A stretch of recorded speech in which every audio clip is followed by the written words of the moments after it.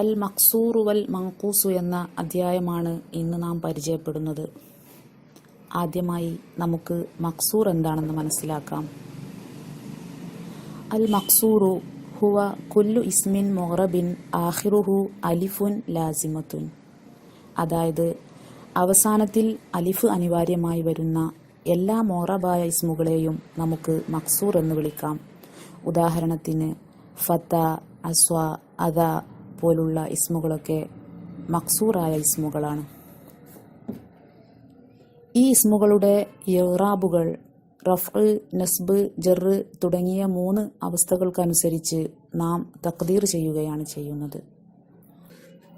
ഉദാഹരണത്തിന് ജാ അൽ ഫത. ഇവിടെ ഫത എന്നത് റഫ്ഇന്റെ സ്ഥാനത്താണ്, ഫായിലാണ്. എങ്കിലും ഫത്ഹായിട്ട് അല്ലെങ്കിൽ നസ്ബായിട്ടാണ് നാം പറയുന്നതും മനസ്സിലാക്കുന്നതും. പക്ഷേ അതിൻ്റെ ഇറാബ് പറയുമ്പോൾ ഫായിലുൻ മർഫൂഉൻ മുഖദ്ദറത്തുൻ അലൽ അലിഫി എന്നാണ് നാം അതിന് ഇറാബ് കൊടുക്കുന്നത്. അതേപോലെ റഅയ്തു അൽ ഫത. ഇവിടെ ഫത എന്നത് മഫ്ഊലുൻ ബിഹിയാണ്, നസ്ബിൻ്റെ സ്ഥാനത്താണ്. അപ്രകാരം റളീതു ബിൽ ഫത ജറ് ചെയ്ത് പറയുമ്പോൾ ഫത എന്നതിനെ നമുക്ക് ഉച്ചാരണത്തിൽ ഫത്ഹായിട്ട് അനുഭവപ്പെടുന്നുണ്ടെങ്കിലും ഇവിടെ തഖ്ദീർ ചെയ്തുകൊണ്ടാണ് ഇതിൻ്റെ ഇറാബ് നാം പറയുന്നത്. പ്രകടത്തിൽ എല്ലാം നസ്ബായിട്ട് അനുഭവപ്പെടുന്നുണ്ടെങ്കിലും ഇറാബ് പറയുമ്പോൾ അതിൻ്റെ അവസ്ഥകൾക്കനുസരിച്ചിട്ട് റഫ്, നസ്ബ്, ജറ് ഇതിനനുസരിച്ചിട്ട് നാം അതിനെ ഇറാബിൽ തഖ്ദീർ ചെയ്തുകൊണ്ടാണ് അതിനെ പറയുന്നത്. അടുത്തതായിട്ട് നമുക്ക് മങ്കൂസ് എന്താണെന്ന് മനസ്സിലാക്കാം. അൽ മങ്കൂസു ഹുവ കുല്ലു ഇസ്മിൻ മുഅറബിൻ ആഖിറുഹു യാഉൻ ലാസിമത്തുൻ മക്സൂറുൻ മാ ഖബ്ലഹ.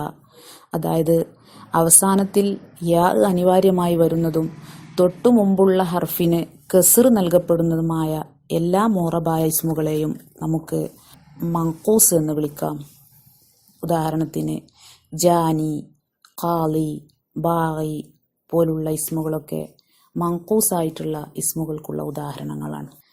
ഈ ഇസ്മുകളുടെ ഇറാബുകൾ നേരത്തെ നാം മക്സൂറായ ഇസ്മുകൾക്ക് പരിചയപ്പെട്ടതുപോലെ കസ്ർ, ലൊമ്മ്, അതായത് റഫ്, ജറ് തുടങ്ങിയ അവസ്ഥകളിൽ അതിനെ നാം തഖ്ദീർ ചെയ്യുന്നു. ഉദാഹരണത്തിന് ജാ അൽ ഖാലി.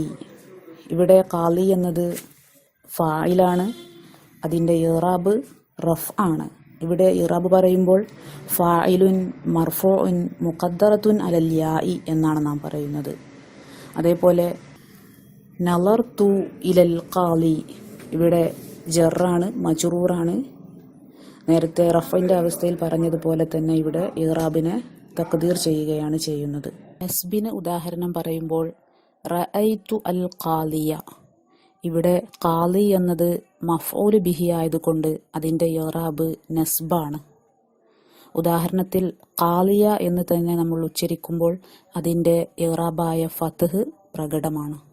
അപ്പോൾ റഫ്, ജറ് തുടങ്ങിയ 2 അവസ്ഥകളിലും ഇവിടെ ഇറാബുകളെ തഖ്ദീർ ചെയ്യുന്നു. അതേപോലെ നസ്ബിൻ്റെ അവസ്ഥയിൽ ഇവിടെ അതിൻ്റെ ഇറാബ് പ്രകടവുമാണ്. കൂടുതൽ അറിവുകൾക്ക് അടുത്ത എപ്പിസോഡിനായി കാത്തിരിക്കുക. അസ്സലാമു അലൈക്കും വറഹ്മത്തുള്ളാഹി.